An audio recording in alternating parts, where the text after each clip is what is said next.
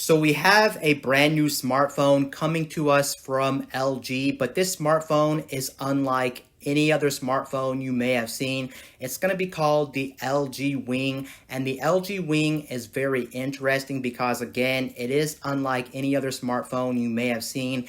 It's actually kind of hard to describe this smartphone. So what I'm going to do is I'm going to throw up a picture of this smartphone on the screen so you can kind of get an idea of what this smartphone actually looks like. But looking at this smartphone, it looks like a very interesting smartphone. Now, we really don't have too many details on this brand new smartphone. It looks like we are going to be getting details in the upcoming weeks about this brand new smartphone. It looks like they're going to be debuting this on September 14th. So it looks like you won't have a long time to wait if you wanted more details on this smartphone.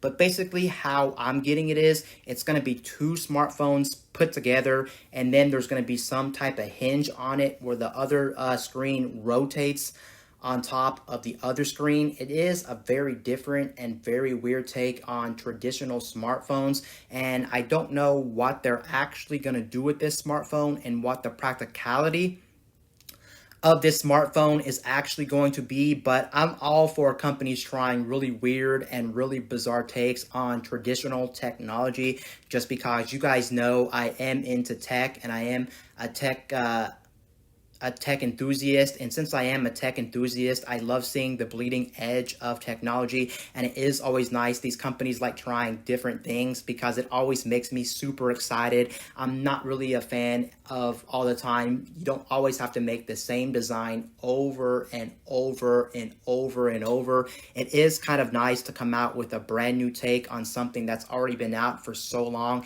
and it is nice to see if these things will stick in the industry. It's just unfortunate, even though these companies like throwing out these really weird designs to see if they'll stick. Most of the time, they can't really get people to get on board with these types of things just due to the fact that they're either A, too expensive, or B, a lot of people are unsure if they want a design like that. They're so different from traditional designs. It's kind of like, how can you get people to buy these things? So it's kind of unfortunate that a lot of these designs either aren't practical, or a lot of people just don't buy them because they're unsure. They stop making these designs because they are kind of weird and out there. What do I actually think of the brand new LG Wing phone? I really do think it is a very interesting device. I don't know if it is going to be a practical device, because looking at this device, there is one big problem with it from what I'm seeing. I'm looking at it and it looks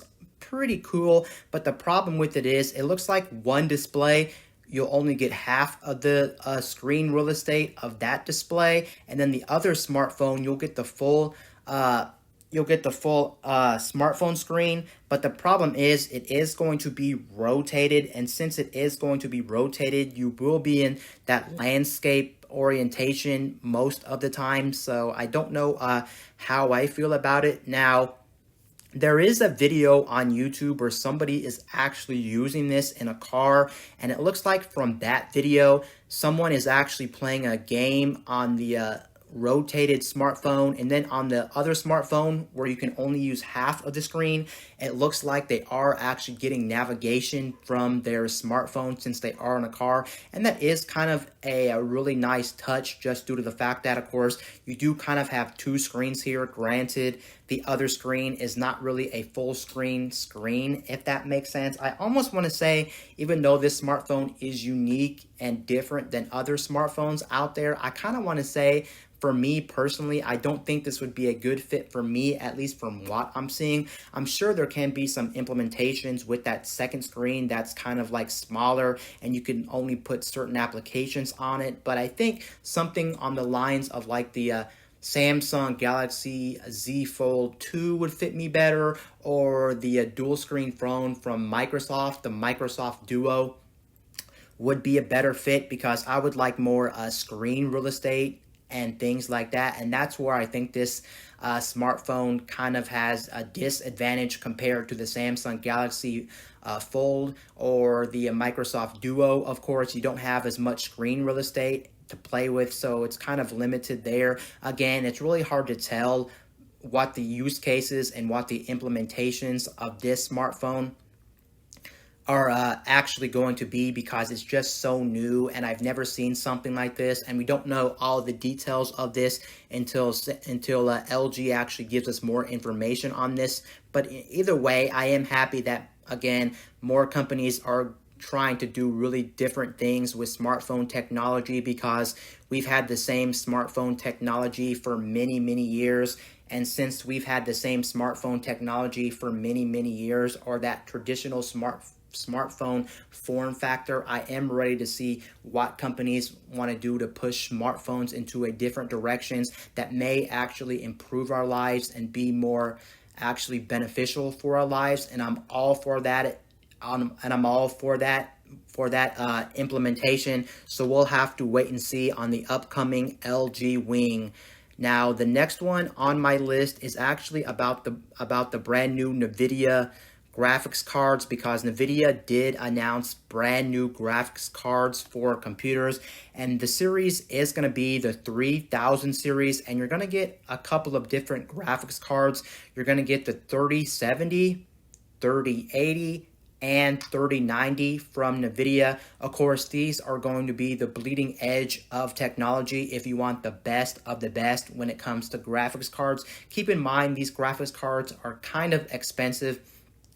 The low-end 3070 is going to cost you $499, whereas the middle one is going to cost you $699 for the 3070. And then the 3090 is going to be the most expensive one, but that one is going to be insane. I'm talking 24 gigs of RAM. They claim it's 50% faster than a Titan RTX, so they're talking some crazy performance.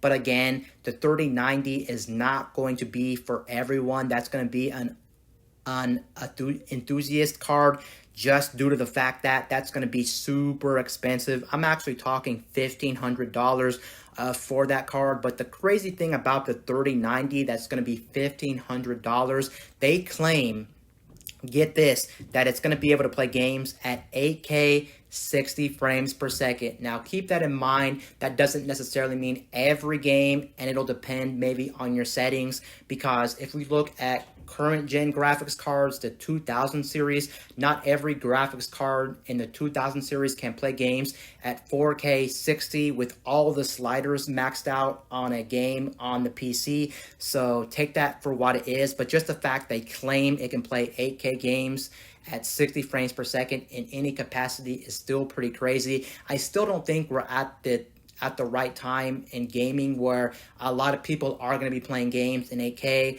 Obviously, that graphics card is $1,500. Like I said, it'll hold a lot of people back. On top of that, a lot of people don't have a computer that's set up for 8K. And then, of course, the big one is going to be the monitor or the TV that you game on, just because most people right now probably don't have an 8K TV. 8K TVs are still pretty much a luxury. They're quite expensive and they are very limited as well. So take that for what it is. But if you want to be future-proofed, I guess you could go with the 3090 and just call it a day. You'll have performance for many, many years, and this thing should last you quite some time. But again, it is $1,500, and most people probably have to spend that $1,500 on the PC itself, even if you were to make a crazy PC. And that's pretty much all the money it takes to build a gaming PC, if not less. So it doesn't make sense to buy that graphics card unless you just have money burning a hole in your pocket and you want to buy the 3090. But it is nice. They are making a couple of different graphics cards. Again, NVIDIA is releasing the RTX 3070, 3080, and 3090. Low end starting at $499, high end starting at $1,500. But these look like they are going to be beast of a card. All I can say is I think you're better off buying one of these cards instead of buying one of the last gen cards. But if you want to save some money, go ahead and buy the previous 2000 series graphics cards, because those are still very capable right now, and they'll still be very capable for many, many years to come. So it's not like you'll be outdated if you don't go ahead and buy one of NVIDIA's brand new graphics cards. But what I will say is, if you just want to be future proof, then of course buy one of the new 3000 graphics cards. They are going to suit you well, and you will get some pretty nice performance out of these brand new cards coming from NVIDIA. Now, on the topic of graphics cards and video games, it looks like Fortnite is getting NVIDIA RTX ray tracing on PC. Now, does Fortnite even need ray tracing? No, Fortnite absolutely doesn't need ray tracing just because it is a free-to-play game. On top of it being a free-to-play game, it never looked like the best game to begin with. Of course, it has that cartoony graphic style. It never really pushed what graphics could be, but just the fact they want to implement it is kind of crazy in my opinion. Again, I personally don't think this game needs ray tracing, but if they want to add ray tracing to Fortnite, I'm not against it because it will mean the game will look prettier, and anytime games look prettier, I'm all for that. And I'm not sure how I feel about this, but again, if it makes the game look better, I guess I'm all for that, like I said. And it is interesting that Fortnite is getting ray tracing. You may remember,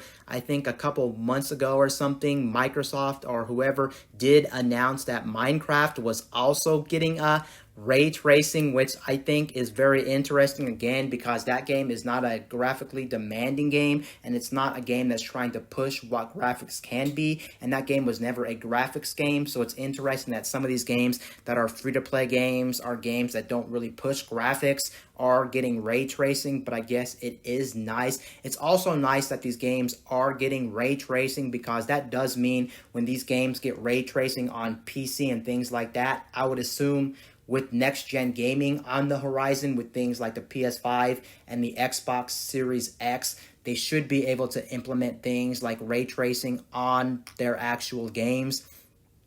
And it looks like ray tracing as a whole is becoming much more of a staple in video games as we speak, but that makes sense because we do have brand new graphics cards on the horizon with the 3000 series that I previously talked about. And then of course, gaming consoles are going to be getting things like ray tracing for the first time. It looks like ray tracing is not becoming an afterthought now, but more of a main staple in video game technology, just because consoles are coming out. And since consoles are coming out, it means more devs realize, hey, if consoles can utilize ray tracing, we might as well start putting ray tracing in our video games, because before it was like ray tracing is nice with the 2000 series graphics cards, but not everybody can take advantage of ray tracing. It was kind of like ray tracing was in its early stages. Ray tracing didn't look the greatest either in its early stages. Why would devs go out of their way to make ray tracing for a game when console counterparts can't even play ray tracing? So it's kind of like if games are cross platform, they work on consoles, and then they also work on PC. It's kind of like, why we make it when only our PC counterparts can play with ray tracing? And even if our console counterparts are, our PC counterparts can play with ray tracing, it's kind of like, well, it doesn't really make too much of a sense, since ray tracing is kind of like a gimmick at this point. Not a lot of people have a 2000 graphics cards to play with. Gaming consoles can't utilize it, so why even implement it in the first place? But now they realize, oh shoot, next-gen gaming is on the horizon with the next-gen consoles. Since they support it, we might as well start supporting it too, and that means that games are gonna start looking prettier, and that's all that I can ask for, I guess, since we do have to have a reason to why we would want to buy things like next generation gaming. Why would you want to buy an Xbox Series X or a PS5 outside of the brand new games and, of course, the brand new performance that these things have?